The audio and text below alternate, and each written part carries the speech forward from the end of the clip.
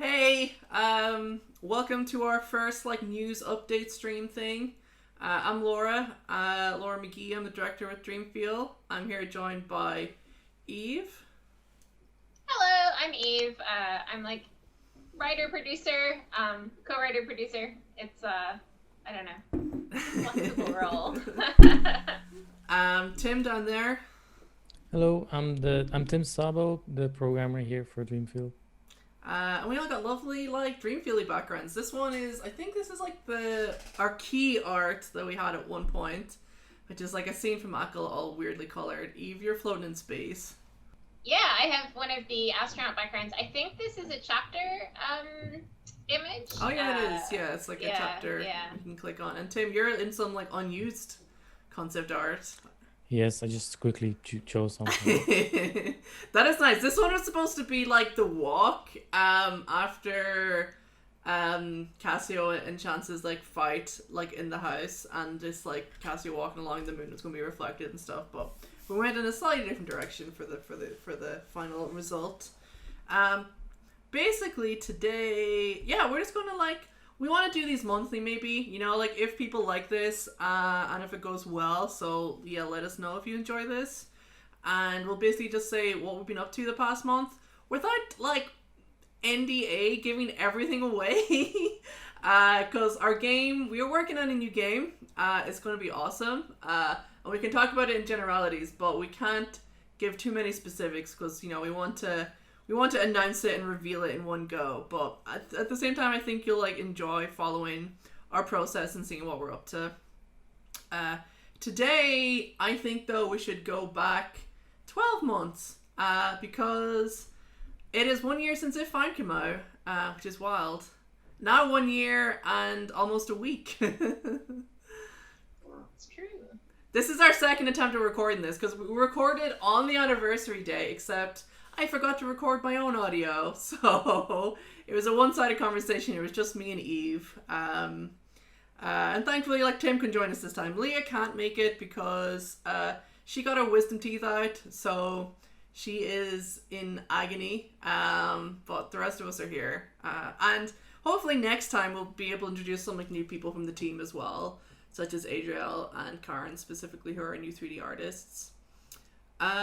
So yeah, how does it... That already spoiled something, right? How does it feel to be a year out on release then? It's great. I mean, it's kind of cool, thinking back over the past year and everything that happened and everything that we achieved, and then also cool things that we didn't really achieve but were just given to us, which is nice. Wonderful fan reactions. Yeah, I mean that was the best thing, honestly. Is I wasn't really we were working on the game, and I was just trying to make a good game. I guess I never expected that it would be out there and people would be playing it and have their own reactions to it. And yeah, some of them were so they're so amazing. It's just it really makes it worth it. People who cried and stuff, which is unbelievable. Yeah, people who really liked the game. It was just cool. I think a year ago, we weren't really able to celebrate in a big way because, not least because we were all now working remotely, but also because we were still working on the game, which is how modern game development goes. Is you're still fixing bugs and stuff for a few weeks. Yeah, what was that experience like, Tim? Yeah, it's a bit nerve-wracking because you release a game and then we did a lot of QA, so making sure there's no game-breaking bugs or anything, but still there might be something wrong with it, and then you kind of have to wait and look at the reviews, look at the feedback, see if people start complaining or not, and then grab all those bugs, hopefully get time to fix them, and yeah. And there's always, of course, that one bug at the very end that crashes your game for some reason that we could not find until the very end.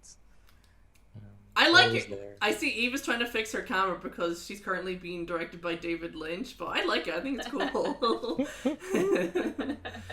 So yeah, the game came out a year ago. So yeah, we'll go through month by month kind of what we were up to. The first couple months we were fixing bugs. We put out a patch a few weeks later, and then on Mac and stuff the following month. and it was like fixing achievements and some like small technical things. But I think the first big improvement was probably the Japanese kind of translation, you know? Like, we had a lot of early feedback that that wasn't kind of like up to what people expected. And I think the translator was just like dealing with a lot of stuff at the time. It was just kind of bad timing. And we probably could have had more checks on it. But once that got out there and people gave us feedback, I think we were able to improve the localization a bunch more. And that was like one of the big things we fixed. And then we kind of moved into, last summer we moved into 2 different directions. One was our fancy Switch version, which like was kind of like the main focus of the studio up until October. And we got lots of things in that. And then the second focus, which I'll get to in a second, was like working on some new game ideas, which we were thinking about as early as last summer. But yeah, the Switch version, what was it like in the Switch dev kits and stuff? Yeah, I mean, it's always exciting as a game developer to get a dev kit, because it means that, you know, first of all, you are worthy, and second of all, you know, you get to like see how it's, you know, how you get to work on the console from the other side, you know, not just playing it. Yeah. But of course, I found being a very experimental gameplay game makes it a bit harder to port to a console, in my opinion. So we had to do some. We had to change the controls a bunch. Like we had to go from, like we weren't just remapping like shoot on spacebar to shoot on a button. We had to rethink, how do you erase and everything. Yeah. And yeah, that was really big. Was like the cursor that you have with the mouse is very precise compared to a joystick. So we had to basically redesign the system. It's kind of cool though. I like we have like in the Switch version there's 2 different sizes of erasers, which is nice. There's like a normal one, but then there's like a bigger one, which people really like being able to erase bigger.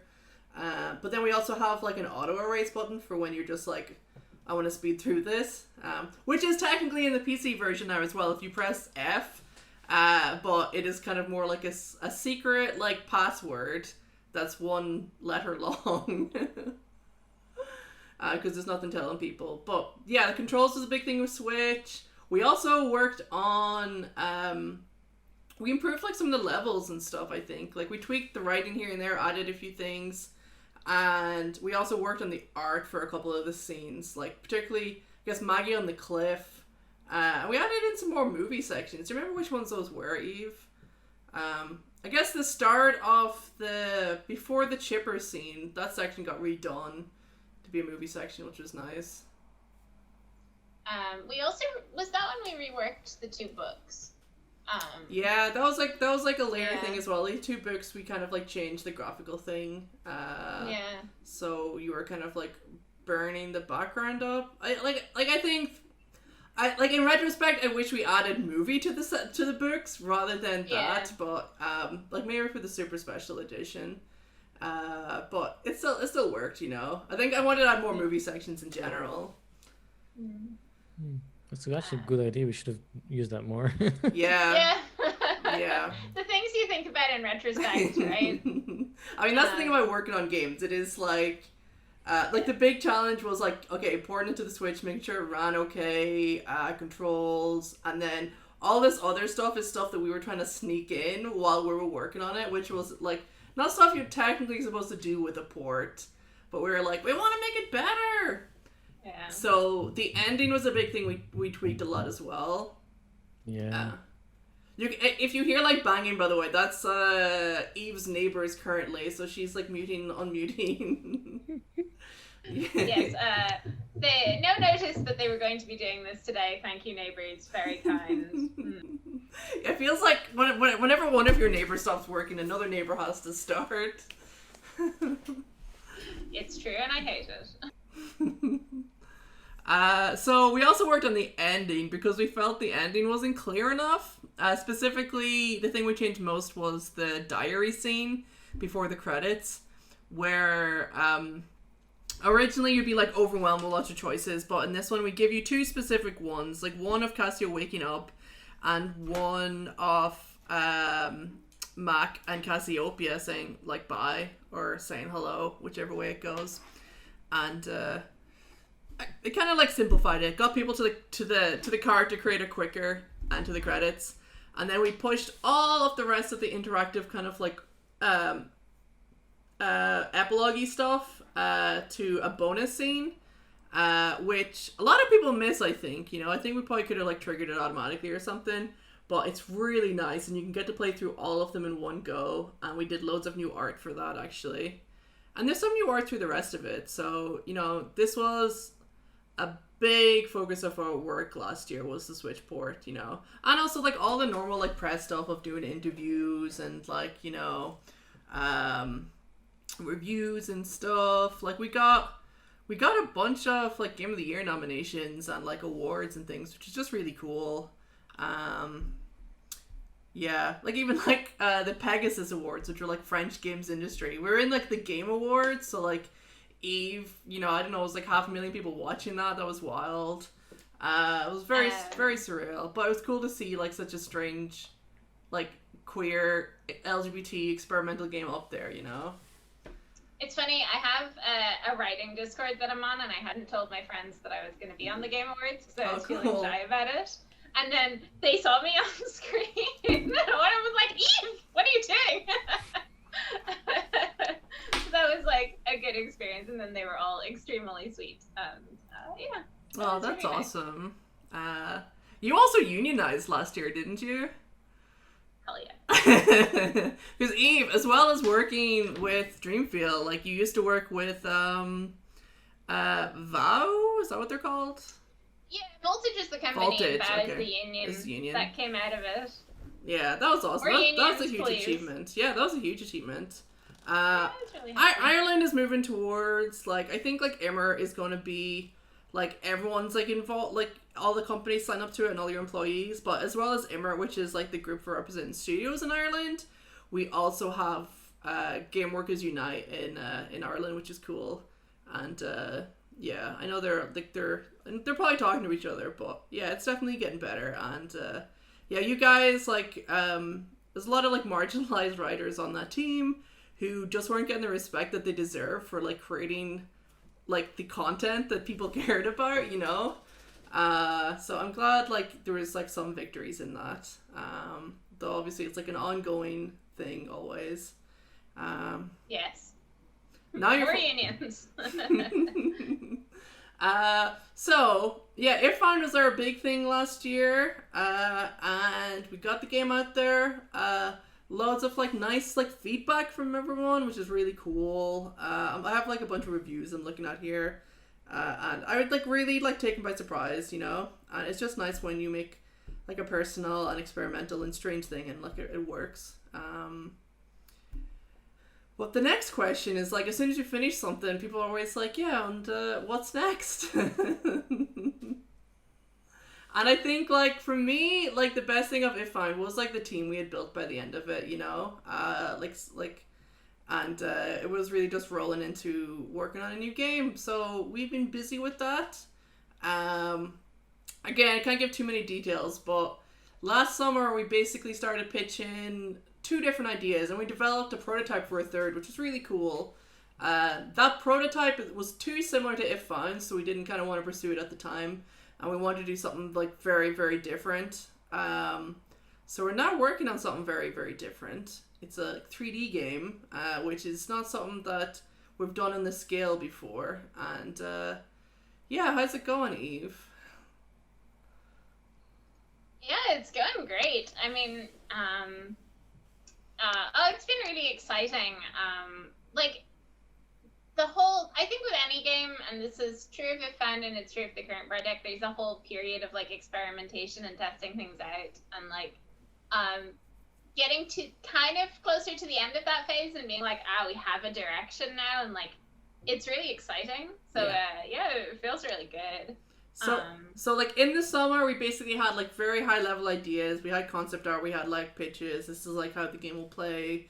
We went forward with one of those ideas. We started in October as like the Switch version was winding down. Like Tim was like coding the Switch version while the rest of us were working on the game. And basically we finished kind of our first prototype by January, I'd say, of this new game, and it was really cool, but we realized it also wasn't the game we wanted to make. So we kind of it's something that I do a lot, but we changed direction radically. It's still like a similar-ish genre, if genre can even apply, but we changed the art style completely, and we changed the story completely and started making something very different. And probably as of April, we had like a really nice demo of that, you know, specifically showing how the art process and the art style would work. And now that we have that, so that was like up until April, and I'm really happy with like what we did with the art, because I want to do something that was true to Leah's art, because Leah's still our lead artist, but you know, was in 3D and also was quite unique. Since like this past month, we've moved on to blocking out one of the first areas of the game, like you know, getting it like white box properly. We've had like a few kind of white boxy experiments, trying to figure stuff out over like the first third of the year, but this is the first one that I think is like, yeah, this scene will like very directly be in the game. So in terms of implementation, that's where we're at. We're going to be moving into like getting nice art into that scene now, and then it's just like, yeah, going from here, seeing how quickly that takes, and then we can decide from that like how long the game is. Although we've also been doing a lot of work on the story, haven't we? Yeah, I mean, I think last week, like we've done a lot of work on the story in a very exploratory way. Actually, we spent some of April playing The Quiet Year. Laura and Leah and I did a game, and then I did a game with Tim. And what's The Quiet Year? Oh, yes. Valid question. The Quiet Year is a game by Avery Alder, which is a world-building game based on like a deck of cards where you go through the seasons. And like, also, she's a really cool like trans like tabletop creator. Yeah, I mean, her work is incredible in general, and The Quiet Year. Like, you've probably seen it on podcast. It's now on the Adventure Zone, so like probably everyone knows it now. But it's a wonderful game, and it's really good for like making space and like thinking about like what are possible ideas that you can have about this place and this community and like directions it could go. So that was this incredible foundation, and then Laura and I took that and like narrowed in on it, and we're like, okay, which of these ideas do we like? How are we going to use them? And yeah, and so now we have like a plan. Yeah. Will it stay the same? No. But it's cool. I think we're really like, it's a process of like, when you make changes, like at the start, it's like big things change, slightly smaller things change, slightly smaller things change. And I think we're really in this process of honing down. I think with Aaaaaand, like, you know, we started working on it full time in 2018, and I think that first year we didn't have that direction, you know. We were just kind of making individual scenes, which were, you know, quite good, but we didn't know where it was all going. And we had like a version of the gig then, but it wasn't until like, you know, spring 2019, I think, that Aaaaaand started really coming together with, okay, this is where we're going to. And it's nice to be past that point with our new game now. Like we were talking about story stuff, you know, we've been talking about it obviously since last summer. We like with this new direction since January, February. But yeah, as of last Thursday, I think we kind of have a plan for like the different like main story beats. And yeah, the cool thing about The Quiet Year was also just because like sometimes like the game development is like so much, at least like story wise, is like me and Eve, you know. So it was nice to get other people's like, hey, what are you guys into? So we can incorporate that some more. Yeah, it was nice to be involved once. With story, you know, not game development. By the way, Laura, you should maybe explain what white boxing means. Oh yeah, sure. So like white boxing is basically, it's like your first pass at developing like a level or an area, and it's basically, it should be playable but without any nice art. So like it kind of comes like white box is like a white cube. So, you know, it would typically be lots of white cubes or like you know, flat cubes that you're walking around. And for us, for how the game works, it like, without giving too much away, it lets us get a sense of the pacing and how it flows, you know, and we can then determine what kind of like, when the dialogue should happen, you know, what kind of story there is. and just what the shape of the areas is, so then Leah can come in and do like better concepts and better art like for the actual game. So yeah, so now hopefully like every month me and Eve will be making more progress on those, and then the rest of the team will be like, you know, it's kind of like laying the track in front of the train as we're going, which isn't how film works, but I think it's not unlike how some animation works. At least like Hayao Miyazaki like was still writing films while the rest of his team were animating them. He didn't even know how the films were going to end, which is wild. Wow. Yeah. So there's like, I remember there was like some documentary I was watching where, yeah, he puts the final touches. I think it's on The Wind Also Rises, and then goes into like, leaves his office and tells everyone else who's working on like some early part of the movie, it's finished. I know where it goes, and everyone's like, woo! Thank God! About time. So games aren't completely unique in that. I think we're able to do it very successfully because we have a small team who work very well together. Yeah. I know that like with bigger and more corporate projects, you probably wouldn't be able to do that just because of the number of like people involved and all the juggling that has to happen. Although with bigger, yeah, you go on. Sorry. I was just saying that I've been listening to a podcast that's about like partially the production of a TV show, and they're talking about how like, you know, the order that you watch things in when it gets released, it like, this is for a kids animated show, isn't the order that it gets written in, because there's like the production order and then the release order, and they're completely different, and it's all shuffled around. It's really interesting. I think with games, what typically happens though is like the game director designer will decide the levels and like what areas would it be cool to go to. And then a writer comes in halfway and is like, make this make sense, please. Which is, you know, there's some degree of like, we would like these kinds of scenes, but we are, hopefully, like the story is like driving the rest of it for us instead, I think. Which is a bit of a difference. Yeah, I think like we covered a lot of stuff there. So there's lots of like tidbits about the new game. You can probably guess some of the things. I don't know how much more covert we'll have to be in the future if we ever have like lots of people watching this. But yeah, like that's what we've been up to this past year. Hopefully we keep this going like every month. And yeah, if you like this, let us know. We did those videos for Ludo Narrowcon and some talks I did recently. We thought, hey, this would be like a nice way to do this without having to type out a blog post. And we'll get someone else to transcribe them. Yeah, is there anything that I missed? Anything worth touching on? Oh, actually, one other thing that we did was I released like a small game at Christmas, which was cool, which was with Sarah Meir Griffin, who's like a cool novelist. We released a game called Pixels at Solstice, which was in Unity, and it was kind of like a zine-like game. We wanted to try out the flat game stuff that I've been playing around with. Like, we developed this tool called the Flat Game Maker, which is really rad, but I think it's still pretty inaccessible. I think you need to know Unity to be able to use it, and I think there's some things that I would like to do with it so that like anyone can like make games with it. But you can do like really nice effects to art, and specifically like you can like, the way that it works is like you hold up a piece of paper to your webcam and it takes a picture of it, and you can cut out the art in the program and like change the colors and do all kinds of cool things, and it's really powerful. But it's not quite hitting its achieved target of being usable by just anyone yet. But we had a jam and we got a bunch of games in it, which was really cool. And yeah, next, I'll do some work on it sometime this year, I think. Yeah, that's everything really. That's what we've been up to.